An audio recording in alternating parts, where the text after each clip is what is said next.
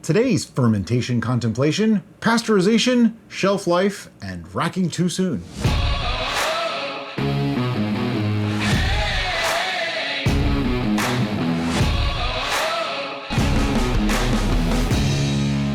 All right, so this is like a new thing that we're trying out. We used to do the brew talks every once in a while, and they went over pretty well. A lot of people liked them, but it started turning into, well, we had to come up with a topic, and we decided, you know what, why not just go with what's already happening? Because we kept thinking, oh, well, we did a video on that, or we did a video on that.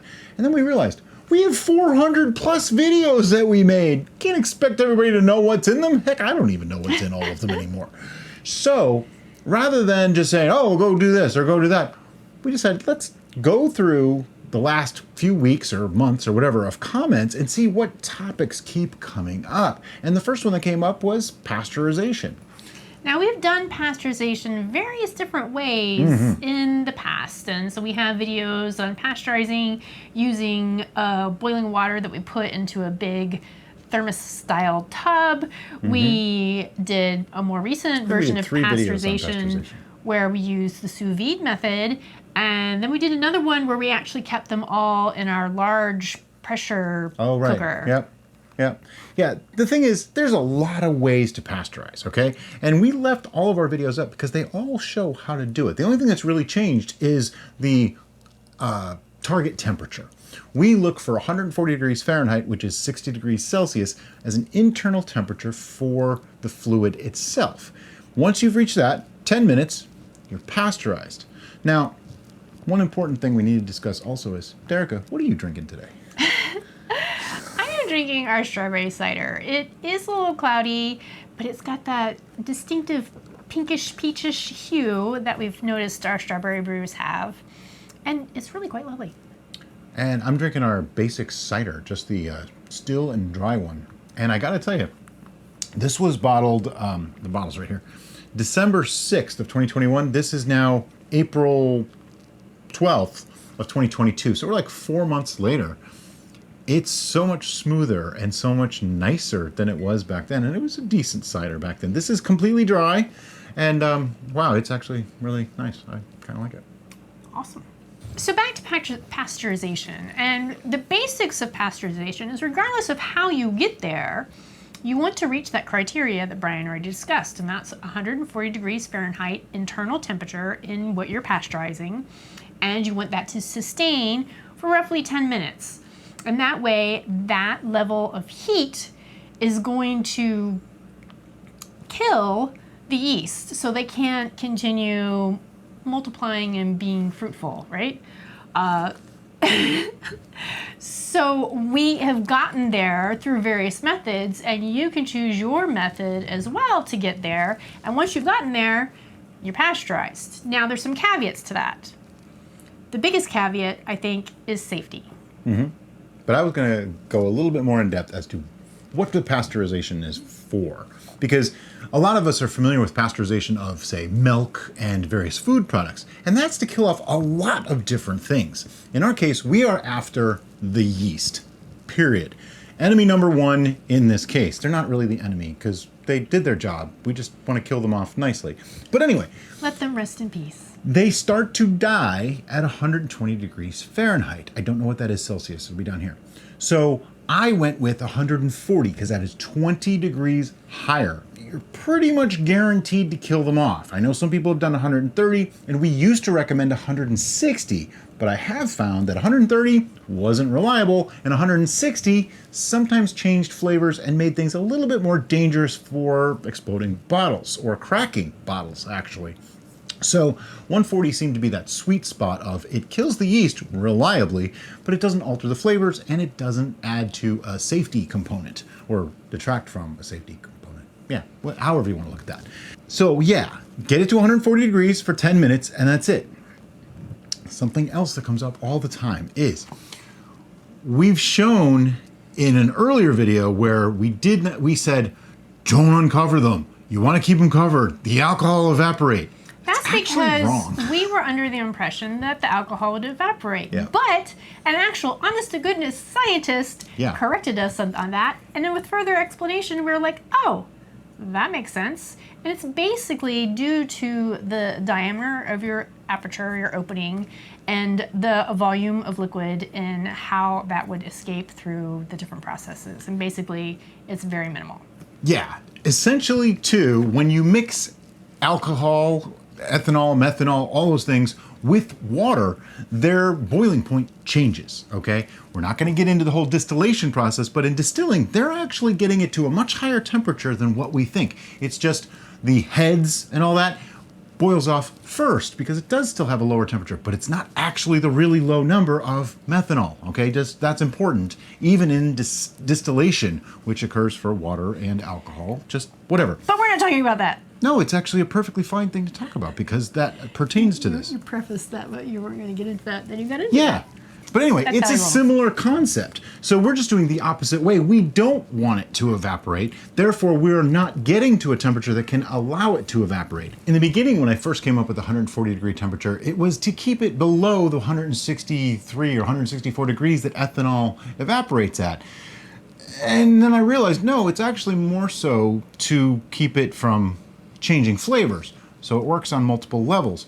But just suffice to say that open bottles at 140 degrees is not going to lose any measurable or even noticeable amount of alcohol. And to put it in even further perspective, when you're cooking with wine, let's say, you literally would have to pour in the wine into an open vessel, meaning like a wide open saucepan, and cook it for 2 to 3 hours before 90% of the alcohol is gone. So think about it, you have this wide pot cooking for hours versus very narrow neck, 10 minutes. Lower temperature too. When you're cooking that, you're boiling it basically.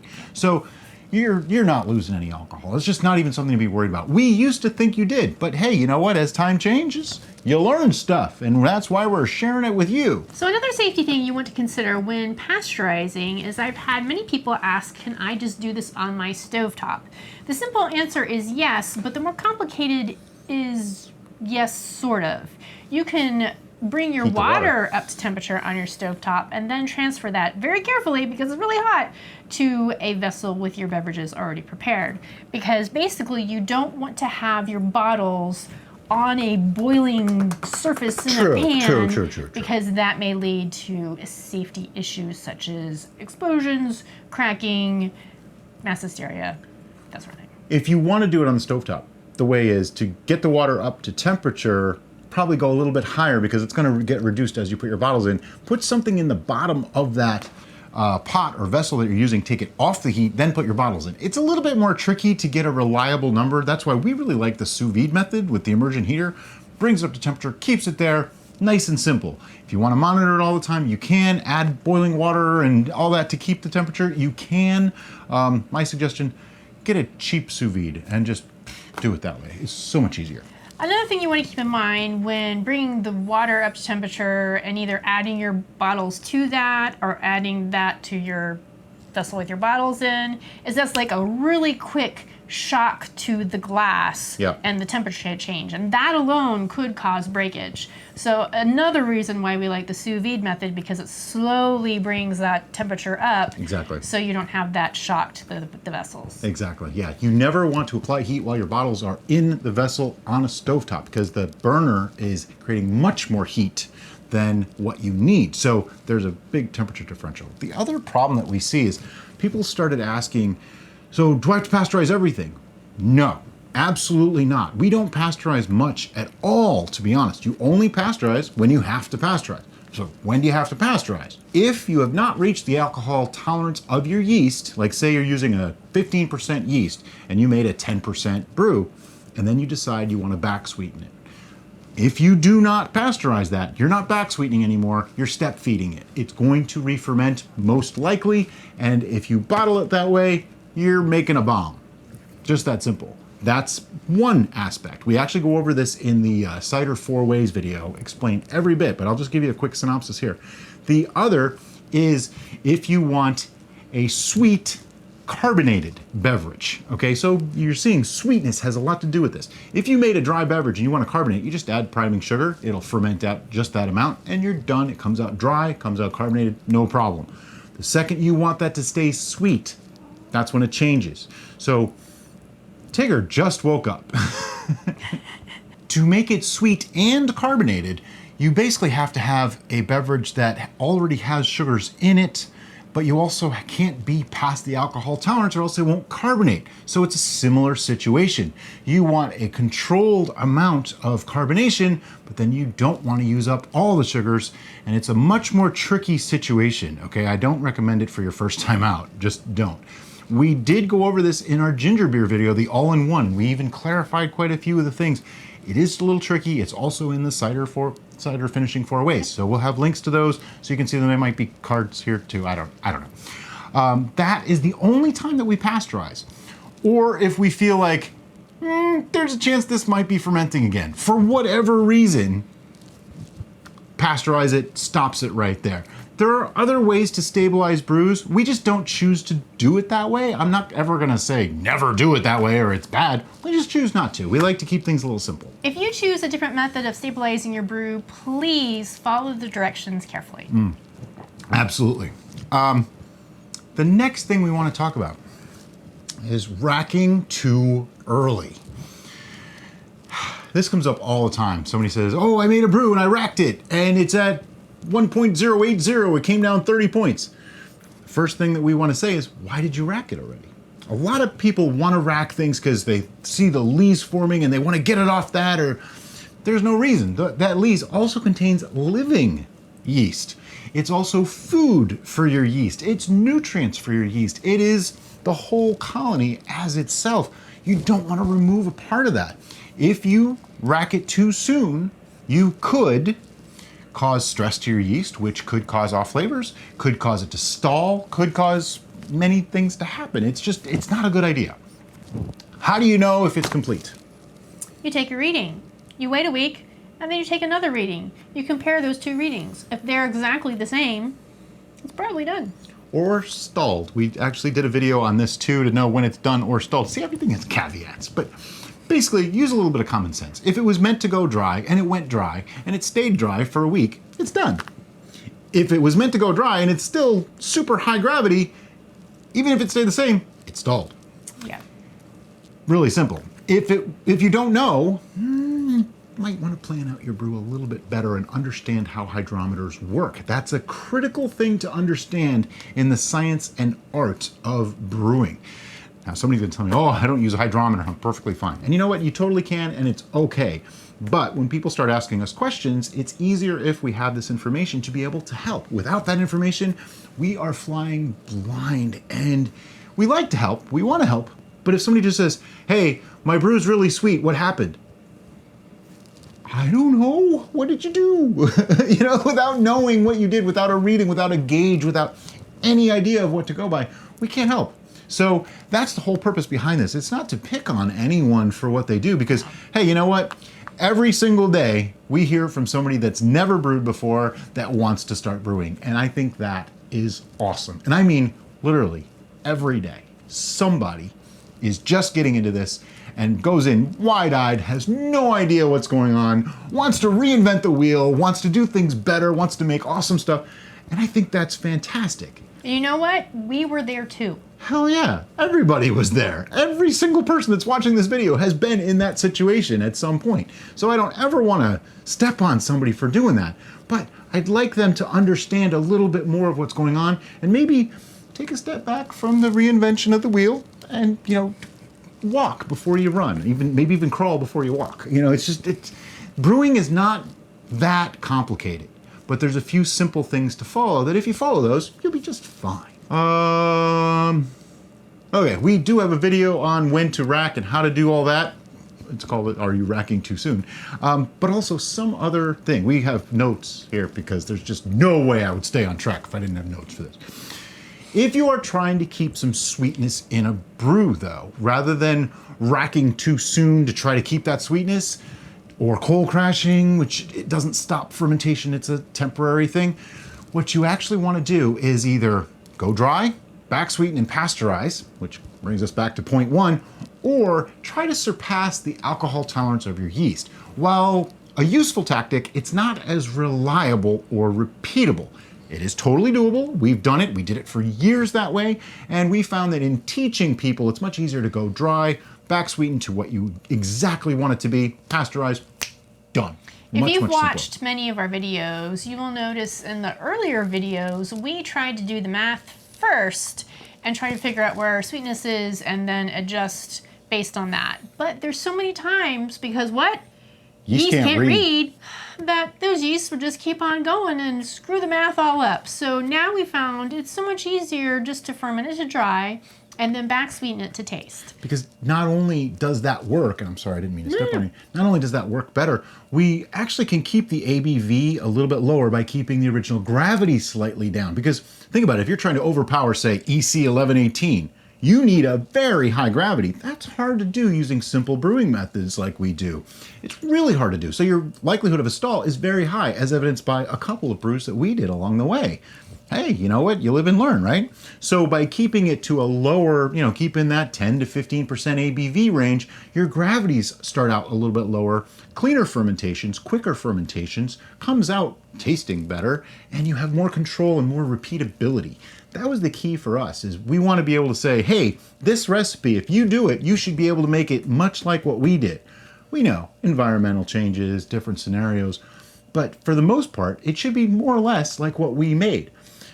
Going with the overshooting method, man, we heard from people with vastly different results than what we had. So this just made things a little bit simpler. So the basic point is, don't rack too early. Let it finish first. Even if you have fruit, even if you have all kinds of stuff, keep that fruit just kind of moist. Don't worry about it. It'll be fine. Now, if you see mold, obviously that's bad, very bad. But if you keep an airlock on it, give it a swirl every now and then to keep that fruit cap wet, you should be just fine. Storage and shelf life. This one comes up all the time, and I don't really know where it comes from, but people are under the impression that homebrew has to be refrigerated or it goes bad. I think this harkens back to ye olden times, before people understood what was actually happening, and they didn't let it finish before they bottled, or they back sweetened and didn't pasteurize or stabilize in some way. So bottle bombs. Well, people figured out that, hey, if you keep it cold, it lessens the chances. Notice I said lessens. It doesn't eliminate it. Ask Paul, one of our mods. He will tell you and possibly show you a video of someone's refrigerator after they put brew in there that wasn't completely finished, thinking, hey, I'll just cold crash it and it'll be fine. Yeah, well, they blew up. Even in the fridge, because it doesn't stop fermentation, it slows it down greatly. Nature will find a way. That's the main takeaway from that. Nature will find a way. So what do we store in? We actually did a video on this. We store in all kinds of bottles. Everything from flip tops to screw tops to corks. They can't see that. That's way over there. They can only see like to here. Yeah. Flip tops, screw tops, the occasional cork. We've even bottle capped. And you know what? We have not found any that are inherently superior or inferior to others. Granted, if you're reusing caps that have been used a few times, you might want to check for a seal. If it doesn't seal, it's not going to work. Once you have a good seal, though, years.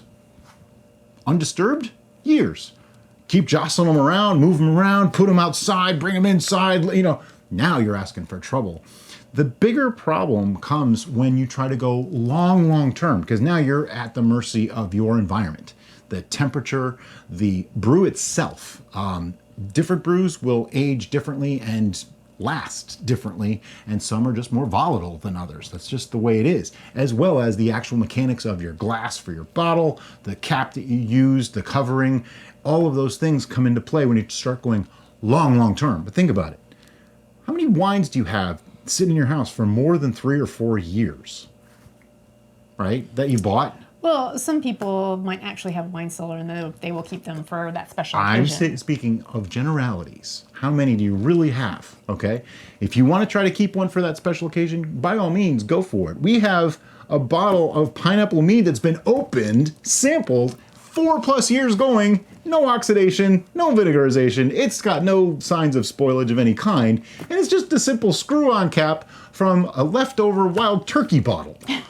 I mean, it just doesn't get much simpler than that, and it's lasting. So the idea is, no, you don't have to refrigerate. We literally bottle them, put them on a shelf, put them in a box, and forget about them until we consume them. So the biggest thing you really want to consider when storing something long term is you want to keep it out of direct sunlight. That is the thing that can cause more issues than anything else, really. As long as you have a clean fermentation in a well-sealed bottle, it should be fine as long as it's kept out of direct sunlight. Right. So hopefully that helped a little bit and answered some of your questions. We do have links to all the videos that we talked about here, all these topics, so that way it's much easier for you to find. And as always, guys, thank you so much for watching. Have a great day. Bye-bye.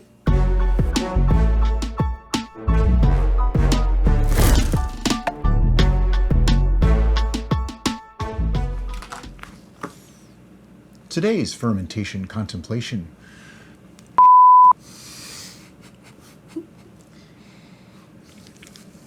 I can't not laugh.